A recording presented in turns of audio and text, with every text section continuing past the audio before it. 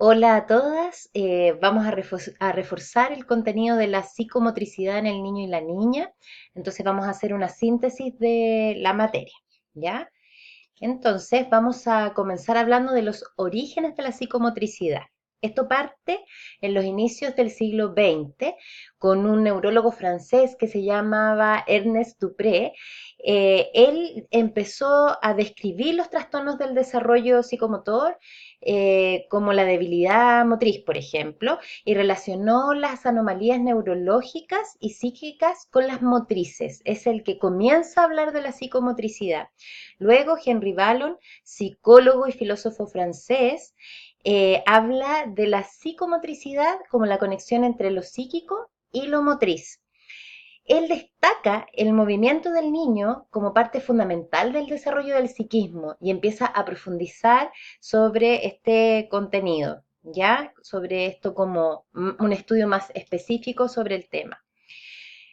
Pasan los años y Julián de Ajuriaguerra es un neuropsiquiatra y psicoanalista español.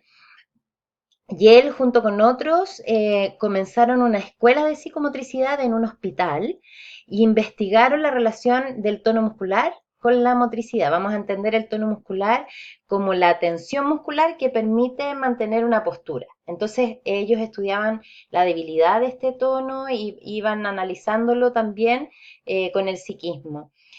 Fueron relacionando las enfermedades mentales, ¿ya? Decían ellos, las enfermedades mentales tienen condicionamientos biológicos, por supuesto, pero también tienen relación con el entorno, con la gente que los rodea, con todo lo que tiene que ver con el contexto en el que está el niño o la niña. Bueno, quien también trabaja mucho este tema es Piaget, que es un psicólogo y epistemólogo y biólogo suizo, era un capísimo, ¿ya? Él decía lo siguiente, decía, la actividad corporal permite el aprendizaje, la creación, permite que los niños desarrollen pensamiento y que resuelvan problemas. Él decía que el desarrollo de la inteligencia de los niños tenía relación con la actividad motriz que se realizaba desde los primeros años, o sea, todo le daba una importancia a los primeros años, al movimiento de los primeros años, porque eso iba a ir desarrollando mayor inteligencia en los niños, ¿ya? Y decía, el movimiento permite que hayan experiencias y que haya una acción del niño con el medio, con su entorno.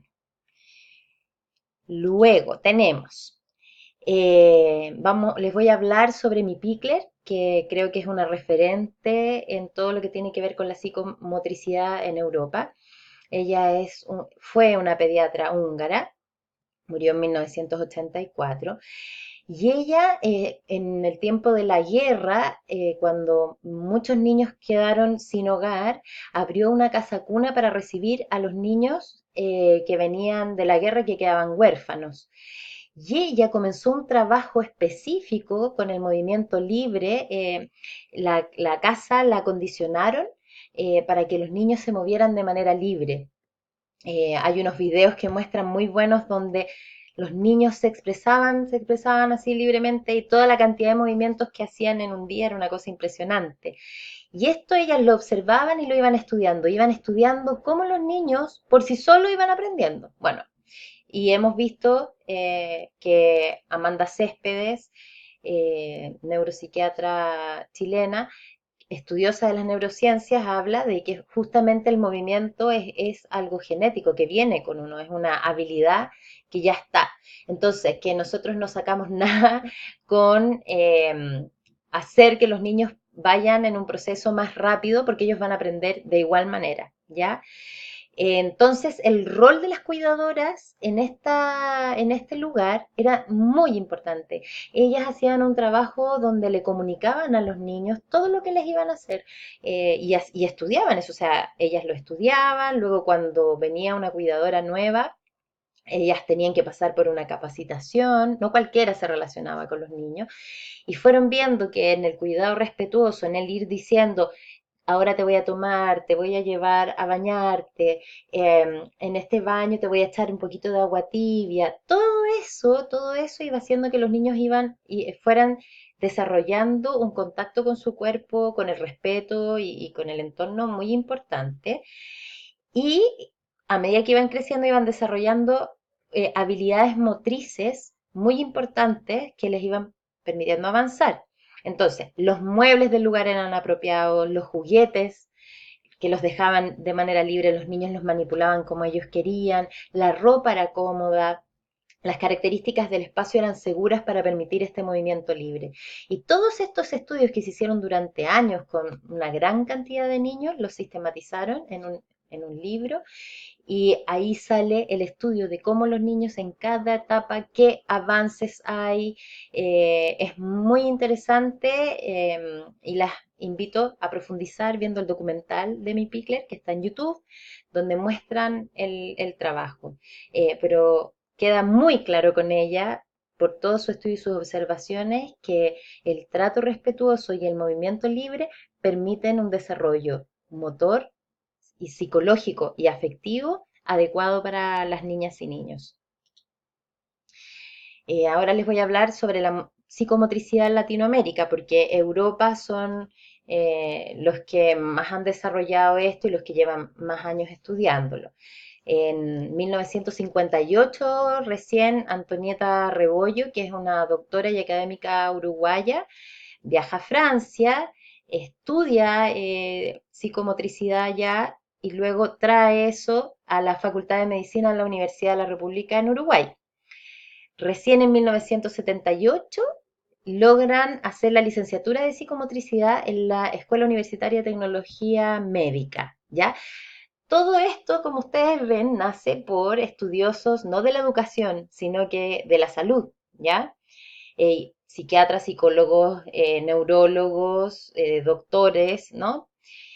Luego, en 1989, recién se empieza a hablar de la educación psicomotriz. Recién ahí ya no es tanto en el tema médico, sino que también se comienza a hablar de educación, ¿ya?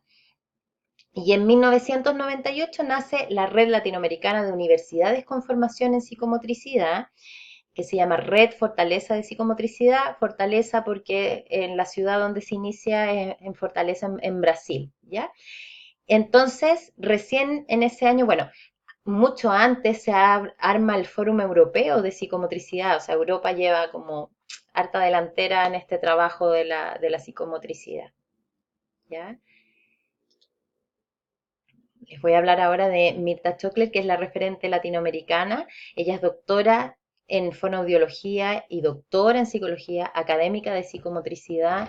Es argentina, está viva. Podemos ver también mucho material que ella ha desarrollado. Y principalmente ella, el aporte que hace son los organizadores del desarrollo. Ella dice que hay elementos que facilitan, ordenan u obstaculizan o dificultan las interacciones del bebé o de los niños pequeños con su medio, que el medio de los niños es esencialmente humano, pero también es un medio material y es un medio cultural.